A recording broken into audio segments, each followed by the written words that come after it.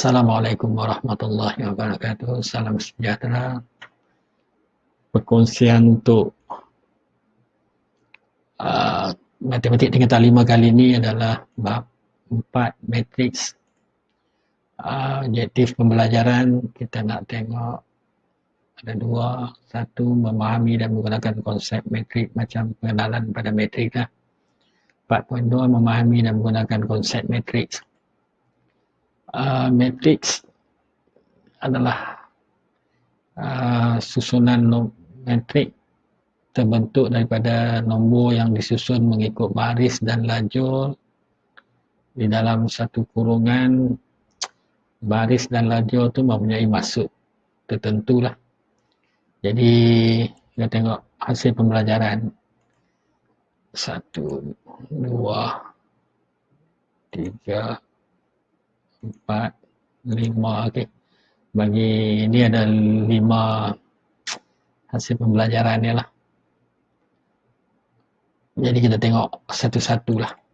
Okay. Hasil pembelajaran yang pertama, membentuk matriks daripada maklumat yang diberi. Biasanya maklumat tu diberi dalam bentuk ayat macam ni lah. Okay, tengok. Sebuah restoran menjual 3 jenis makanan, roti canai, sate dan mi goreng. Keluarga Miling membeli 2 keping roti canai, 3 cucuk sate dan 4 pinggan mi goreng. Manakala keluarga Lechmi membeli 3 keping roti canai, 5 cucuk sate dan 1 pinggan mi goreng. Bentukkan satu matriks untuk mewakili maklumat yang diberikan. Jadi maklumat ni kita nak tukar semua ni dalam satu bentuk matriks lah. Maksudnya kita nak susun dalam baris dan lajur. Jadi biasanya kita tukar ini ke dalam bentuk jadual dululah. Okay, jadual kamu nampak. Okey, kita dia jadual yang atas ni roti canai, sate, mi goreng. Maksudnya lajur pertama tentang roti canai, lajur kedua sate, lajur ketiga mi goreng. Baris pertama keluarga Meling, baris kedua Lechmi. Okay. Jadi kita masukkan maklumat di sini lah.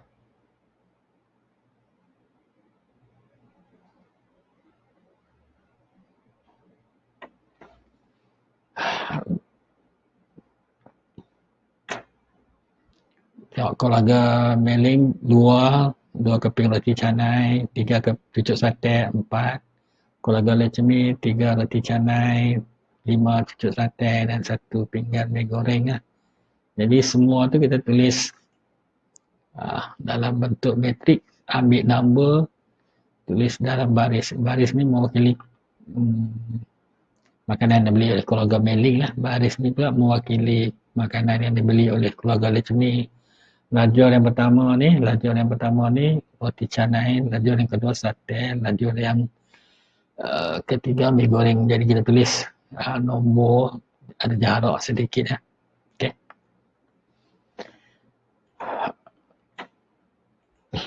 Okay, untuk hasil pembelajaran yang kedua iaitu menentukan bilangan baris, bilangan lajur dan peringkat satu matrik. Jadi peringkat suatu baris kita boleh kira nanti, lajur pun kita boleh kira. Peringkat matrik dia adalah hasil darab baris dan lajur. Tengok dia. Okey, sebelah sini kita panggil baris lah. Baris. Jadi baris ada berapa? Sebelah sini kita panggil lajur. Okey, 1 baris, 2 baris, 3 baris. Ya, okey. Jumlah baris 3, lajur 1, 2 lajur, jumlah lajur 2. Jadi peringkat matriks adalah hasil darab baris dan lajur. Jadi peringkat matrik adalah 3 darab 2. Okey, ini contoh soalan. Okay. Contoh soalan. Diberi matriks A ini 3, 7, 0, -4, 2, 9, 1, -6. Tentukan bilangan baris, bilangan lajur dan peringkat matriks A. Bilangan baris, tengok, 1, 2. Jadi jawapannya 2. Bilangan lajur 1, 2, 3, 4. Dah keluar dah.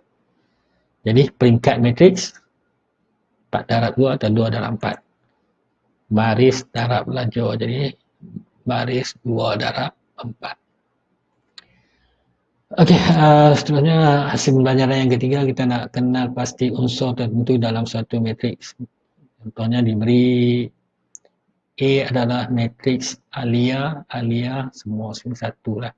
Farah, Jaya, Yogi. Biasanya unsur bagi suatu matriks kita wakilkan dengan satu huruf lah. Ini A ini mewakili unsur di dalam matriks ini. I menunjukkan baris ke berapa. A baris ke berapa. J lajur ke berapa. Maksudnya bila kita baca A 11 unsur bagi matriks A pada baris yang pertama, lajur yang pertama. Baris yang pertama, lajur yang pertama. Alia lah, tiap. A untuk A12, A unsur bagi matriks A baris pertama, lajur kedua. Farah. Unsur bagi A21, baris kedua, lajur pertama, Jaya. Baris kedua, lajur kedua, baris kedua, lajur kedua, Yogi. Betul tak jawapannya? Alia. Unsur A11, Alia. Unsur A12, Farah. Unsur A21, Jaya. A22, Yogi ya. Kat sini ya. Jadi kita tengok contoh soalan bagi mengenal pasti unsur ini lah. Okey, terus ni. Diberi matriks B, 2, negatif 1, 3, negatif 3, 4, negatif 2. Jika unsur pada baris ke I, baris ke berapa? Kalau kat sini ada berapa baris? 2 aja kan. Dan lajur ke J, lajur 1, 2, 3. Okey.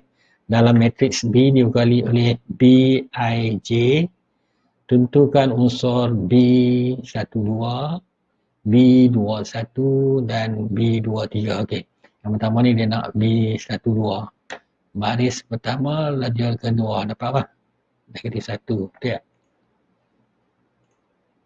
Okey. Jadi, kamu cuba dulu sebelum cikgu bagi jawapan lah. B21, B baris kedua, lajur pertama, negatif 3. Betul tak? Kalau betul, bagus.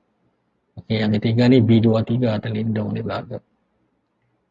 Baris kedua, lajur ketiga. Baris kedua, lajur ketiga. Negatif 2.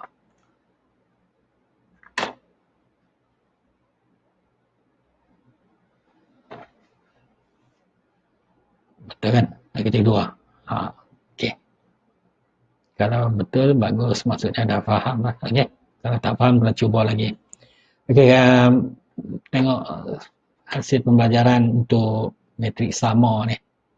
4.2 tadi kan matrik sama ni mengenal pasti dan menentukan sama ada dua matrik itu adalah sama.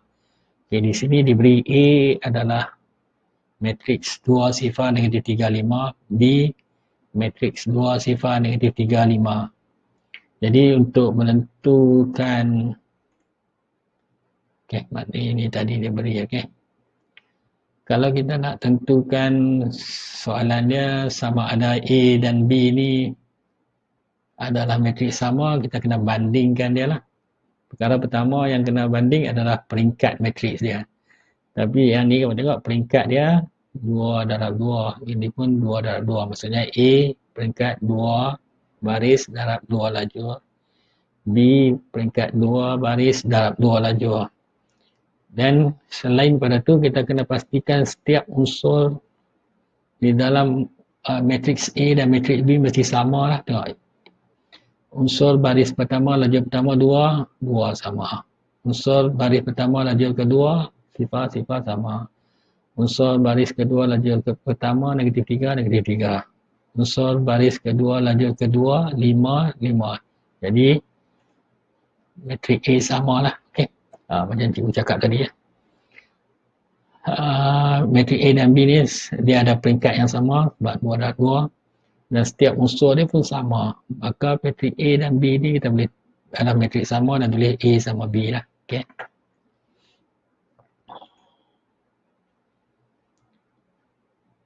Kita tengok contoh soalan lah. Okay. Soalan dia tentukan sama ada matriks G dan H adalah sama. Ini G, ini H. Sekali lalu kamu tengok memang tak sama lah. Okay. Ini lain satu dua. Tapi kalau kamu fikir sedikit, penyelesaiannya lah. Okay.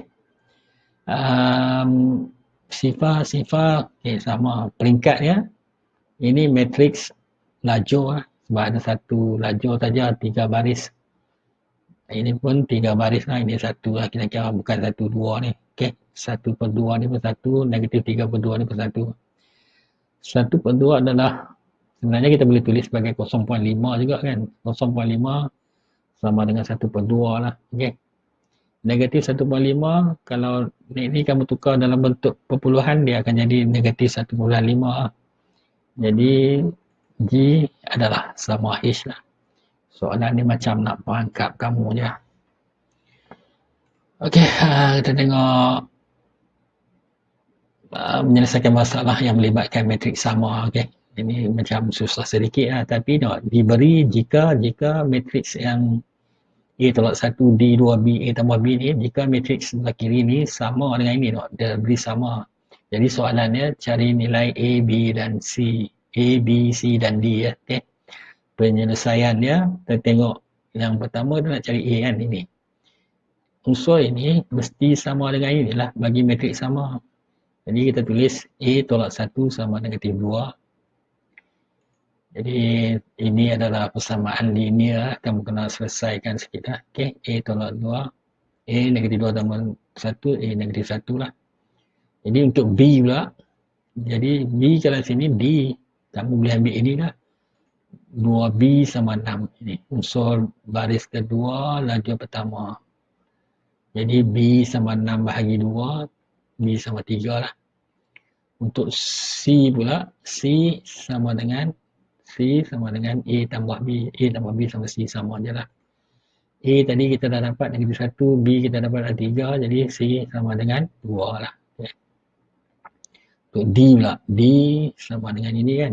D sama dengan 2A tambah 1. A tadi kita dapat negatif 1. Jadi negatif 2 tambah 1. D sama dengan negatif 1 lah. Ini ingat balik yang kamu belajar di tingkatan 3 dari silap cikgu lah. Okay. Persamaan linear algebra sedikit. Persamaan linear lah. Okay. Dan kita buat conclusion dia.